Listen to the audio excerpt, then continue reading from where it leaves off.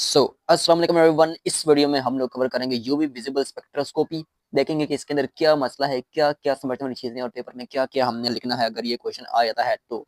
ठीक है, तो यूवी विजिबल स्पेक्ट्रोस्कोपी में हमारे पास इंपॉर्टेंट चीज समझने वाली है वो ये है कि सबसे पहले आपने याद रखनी है इसकी रेंज, इसकी वेवलेंथ की रेंज। जिस तरह हमारे पास पिछले आया रेडिएशन में कौन कौन सी रेंज थी, 4000 पर सेंटीमीटर टू 625 पर सेंटीमीटर।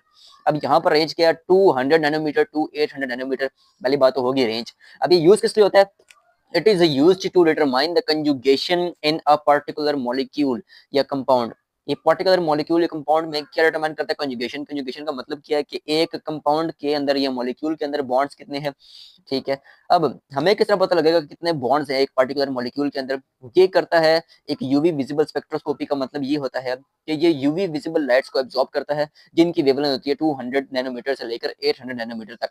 ठीक है, अब एक अगर कलर डिटरमाइन करना है हमने किसी कंपाउंड का, दो पर्पसेस के लिए ये यूज होती है। पहली कौन सी, पहला हमारे पास इसका पर्पस आ जाता है कलर।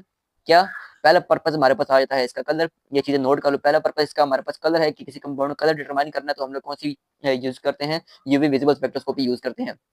और दूसरी चीज अगर हमने डिटरमाइन करनी है वो क्या है हमारे पास, कि इसका कंजुगेशन क्या है, इसके अंदर डबल बॉन्ड है या ट्रिपल बॉन्ड है। ठीक है, अब जब अगर हमने कलर डिटरमाइन करना है तो उसके लिए हमारे पास वेवलेंथ आ जाती है कहाँ से कहाँ तक, 400 नैनोमीटर से लेकर 800 नैनोमीटर तक। ठीक है, अगर हमने कलर डिटरमाइन करना है तो हमारे पास ये वेवलेंथ आ जाती है 800 नैनोमीटर तक। ठीक हो गया। अब ये दो चीजों के लिए इस्तेमाल होती है, दोबारा याद करो, दो चीजों के लिए, क्या, कलर डिटरमाइन करने के लिए और कंजुगेशन डिटरमाइन करने के लिए। तो कलर डिटरमाइन करने के लिए कौन सी वेवलेंथ एब्जॉर्ब करता है, 400 नैनोमीटर से लेकर 800 नैनोमीटर तक। ठीक है, और कंजुगेशन के लिए 200 नैनोमीटर से लेकर 800 नैनोमीटर तक पूरा। ठीक है, अब जब ये एब्जॉर्ब करती है तो ये किस, जब ये एब्जॉर्ब करेगी तब ये रिलीज भी करेगी, इधर से बात है। तो जब ये रिलीज करती है एक पर्टिकुलर वेवलेंथ को, तो जो रिलीज करती है उससे हम लोग एक स्पेक्ट्रम बनाते हैं और उसको एक स्टैंडर्ड के साथ कंपेयर करते हैं, जिससे हमें क्या मिलता है, उस कंपाउंड का स्ट्रक्चर मिलता है। ठीक है, सो सिंपल क्लियर हो गया। अब इसमें दो स्टेप होते हैं, कलर डिटरमाइन करने में हमारे पास दो स्टेप होते हैं। पहला स्टेप क्या होता है कि the wavelengths of are identified that are absorbed by the coloured complex. जो कलर्ड कॉम्प्लेक्स वेवलेंथ एब्जॉर्ब करता है उसको हम आइडेंटिफाई करते हैं। ठीक है, तो एब्जॉर्ब जो करता है उसके कॉम्प्लीमेंट्री जो कलर होता है वो हमें उसका नजर आता है। इसका क्या मतलब है, कॉम्प्लीमेंट्री कलर जो है नजर आता है, इसका मतलब ये है कि अगर उसने वायोलेट कलर एब्जॉर्ब किया है तो हमें कौन सा देगा, येलो ग्रीन, यानी उल्टा कलर देगा, उलट देगा। उसका कॉम्प्लीमेंट्री का मतलब ये है कि उलट कलर देगा। ठीक है, अब इन कलर्स को याद किस तरह करना है ये भी मैं तरीका बताता हूँ अभी। सेकंडली इसका दूसरा स्टेप क्या होता है, be determine the energy required for the transition. Transition के लिए, इलेक्ट्रॉन्स की ट्रांजिशन के लिए जो एनर्जी रिक्वायर होती है उसको हम देखते हैं। ठीक है, जब वो एनर्जी की वेवलेंथ हमें पता लग जाती है तो उसको हम कंपेयर करते हैं एक स्टैंडर्ड के साथ और हमें एक मिल जाती है इसकी स्ट्रक्चर मिल जाता है। तो सिंपल आपने क्या लिखना है इसके अंदर, पहले आपने देखनी है कि UV visible light absorption by any compound is measured. ठीक है, जो उसने लाइट एब्जॉर्ब की है वो हम लोग मेजर करते हैं। ठीक है, इट्स टिपिकल रेंज, इसकी रेंज लिखनी है। उसके बाद फिर क्या लिखना है कि the absorption of the light is directly proportional to the concentration of the sample. इसका क्या मतलब है कि सैंपल के अंदर जितने ज्यादा इलेक्ट्रॉन्स होंगे उतनी ज्यादा एब्जॉर्प्शन होगी।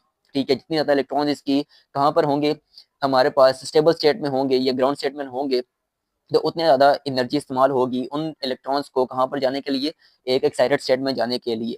ठीक है, तो ये इसकी सिंपल थी। उसके बाद क्या कहना है, spectroscopy can be applied to a variety of sample types, liquids में भी, सॉलिड्स में भी और गैसेस में भी इस्तेमाल हो सकती है। उसके बाद क्या कहना है कि ये हमें बताती है कि उन कंपाउंड्स में इस्तेमाल होती है जहाँ पर कंजुगेशन क्या होती है, पाई टू पाई स्टार या एन टू पाई स्टार या सिग्मा टू सिग्मा स्टार या एन टू सिग्मा स्टार इस्तेमाल होती है।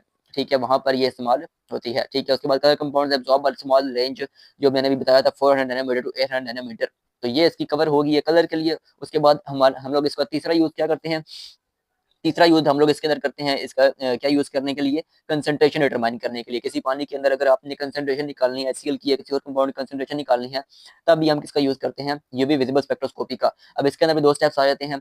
कौन कौन से स्टेप्स आ जाते हैं, फर्स्टली इट इज यूज, अब ये यहाँ पर लिखा है, अगले पेज पर आपको मैं दिखाता हूँ कहाँ पर लिखा है, ये यहाँ पर लिखा हुआ है। ये firstly it is used to, कहाँ पर गया, ये फर्स्टली ये लिखा हुआ है। ठीक है, firstly it is used to, firstly a standard curve is obtained. पहले हम लोग एक स्टैंडर्ड कर्व निकालते हैं using standard solution, standard solution का यूज करके, and analysing the intensity of absorption of pattern band of the wavelength. और हम लोग एनालाइज करते हैं इंटेंसिटी ऑफ एब्जॉर्प्शन, जो इंटेंसिटी उसने एब्जॉर्ब की है of a particular band of wavelength, एक पार्टिकुलर बैंड ऑफ वेवलेंथ से। Secondly the absorption of the unknown solution is measured and compared with the standard curve. फिर हम लोग क्या करते हैं, ये जो अननोन सोल्यूशन की जो फ्रीक्वेंसी एब्जॉर्प्शन है उसको हम लोग कंपेयर करते हैं स्टैंडर्ड कर्व के साथ जो हमने पहले स्टेप में बनाई थी। ठीक है, अब इसके कलर्स को किस तरह याद रखना है, इसका मैं आपको दो से सेंटेंसेस लिखवा रहा हूँ, ये सेंटेंसेस आपने लिख लेने हैं। ठीक है, तो इसका पहला सेंटेंस जो एब्जॉर्प्शन के लिए बनता है ना, ये जो हमारे पास क्या बनती है और एब्जॉर्प्शन, इसके लिए जो इसका पहला सेंटेंस बनता है वो लिख लो यंग, बल्कि एब्जॉर्प्शन में बनता है very brave guards bring guns yelling yes our rights. ठीक हो गया, very brave guards bring guns yelling yes our rights, ये हमारे पास इसकी एब्जॉर्प्शन की है। और हमारे पास इसके ऑब्जर्व्ड जो है उसके लिए क्या बनती है, young yoyo honours run past very big garden benches, young yoyo honours run past very big benches, very big garden benches. ठीक हो गया, young yoyo honours run past very big garden benches. और एब्जॉर्ब्ड के लिए क्या थी, very brave guards bring guns yelling yes over rights. बस ये याद कर लो, जब भी इसका कोई सवाल आए इन दोनों सेंटेंसेस को बनाकर लिखो अपने सामने और फिर इनके कलर्स को लिख लो एक दूसरे के सामने और तुम्हें पता लग जाएगा कि किस तरह हमारे पास कौन सा कलर एब्जॉर्ब हुआ है तो कौन सा कलर ऑब्जर्व होगा। ठीक हो गया, तो ये बहुत ही सिंपल थी, ये हमारी होगी कवर। इंशाल्लाह नेक्स्ट वीडियो हम लोग एनएमआर के ऊपर बनाएंगे। मिलते हैं नेक्स्ट वीडियो में, अपना ख्याल रखिएगा, अल्लाह हाफिज़।